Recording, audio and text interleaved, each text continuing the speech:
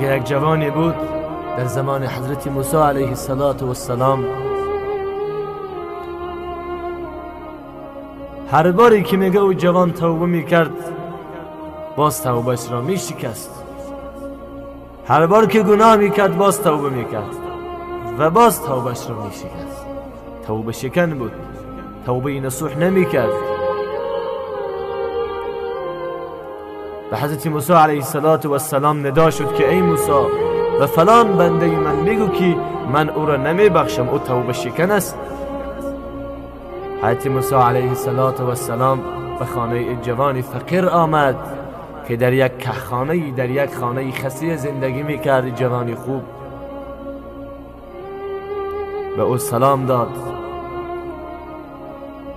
جوان گفت علیکم السلام و رحمت الله، که هستی تو؟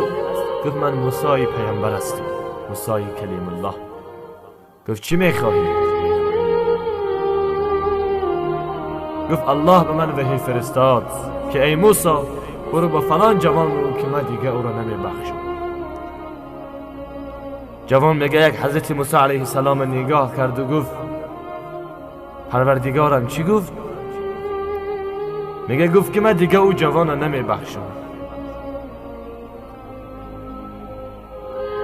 میگه پروردگارم همین را گفت؟ میگه آری پروردگار گفت.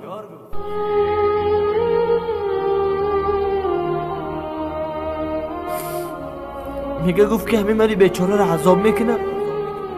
گفت نه، گفت دیگه توبهش قبول نمیکنه. وقتی حضرت موسی علیه السلام از خانه رفت، از خانه جوان میگه در تنش هر چی بود کشید پرتاف، پایلوچ کرد خچه، میگه پای افضالهاش گرفته پرتاف. یک خوجین میگه پر از خون کرد و به دست صحرای جوش برآمد. حال زاری عاشقه که میدونه به جز خودش او چگونه ناز میکنن در پیشگاه خدا. من و تو از کجا میدانیم؟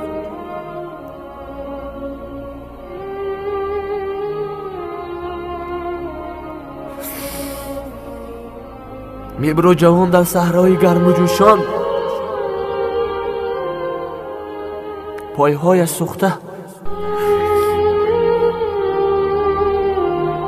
حتی با خودش آب نمیگیره،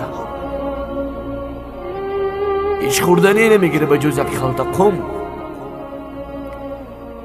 میره ما بین قمزار میره مینشینه و گریه میکنه در درگاه خدا. خدایا ای غفور و رحیم، اگر که گناه میکنم بیام دهنی درک خودت توبه میکنم.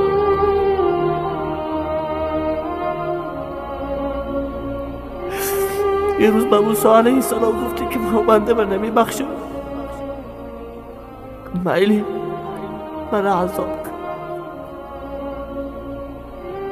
لیکن خدایا به من بگو که به جز خودت که هستی که من درگاهش رو،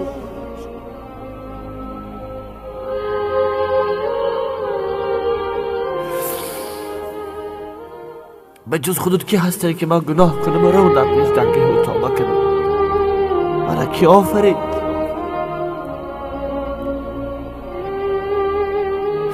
چنان خدا را زاره میکنه، چنان به درگاه خدا ناز میکنه که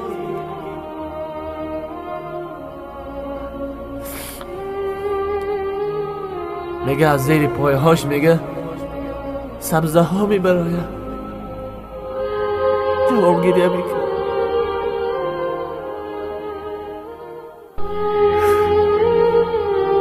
خدایا میگه من موسی گفتی که من نمیبخشی، میلی من نبخش، لیکن من بازم به درگاه خودت میبینم، چون که میدانم به جز درگاه خودت یگان درگاه دیگه نیست، یگان خدا به جز خودت نیست دیگه. من میبینم درگاه خودت میبینم.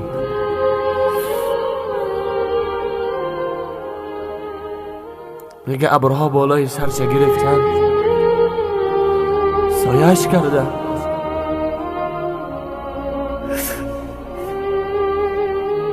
میگه ناز کرده خیلی یک طرفی دیگه رفشیش.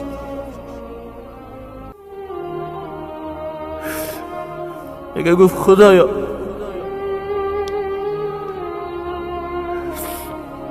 به موسی گفتی که من اون جوانه نمیبخشم.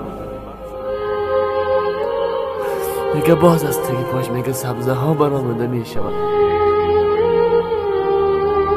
باز میخیز یک جای دیگه میره میشنه ما میگه پاچه هم بسوزه،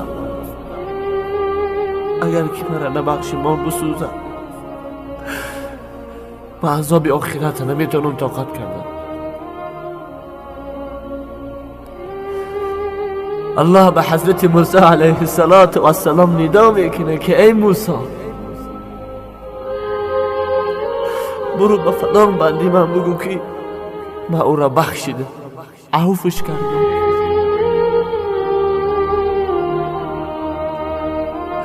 حضرت موسی علیه السلام او جوان جویان میشه از ما بین صحرا میابشه با لباس های دریده، پای لوچ، یک پیراهنی میگه در تنش داشت، هیچ جای آبادی نداشت، لباس های فقیرانه. میگه رفت مثل یک کودک، میره حضرت موسی میگه رفت مثل یک کودک همون جوان نشست از گریه دارد. گفت ای جوان خوشا به حالت که خدا تو را عفو کرد و تو سلام داد و گفت ما او بنده ما عفو کردم. گفت خدا چی گفت؟ گفت ما او بنده ما عفو کردم. میگه چی گفت؟ حضرت موسی علیه السلام تبسم میکنه با او جوان میگه که ای جوان خدا به تو سلام داد و گفت ما او را عفو کردم.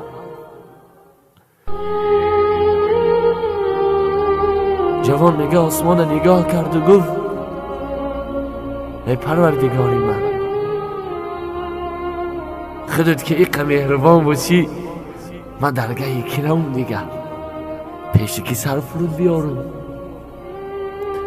از کی طمع توبه کنم، از کی یک چیز بخواهم، من در دعای خشکیره بخوانم.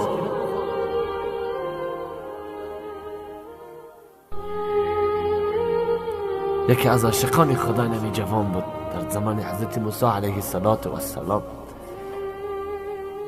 عاشق خدا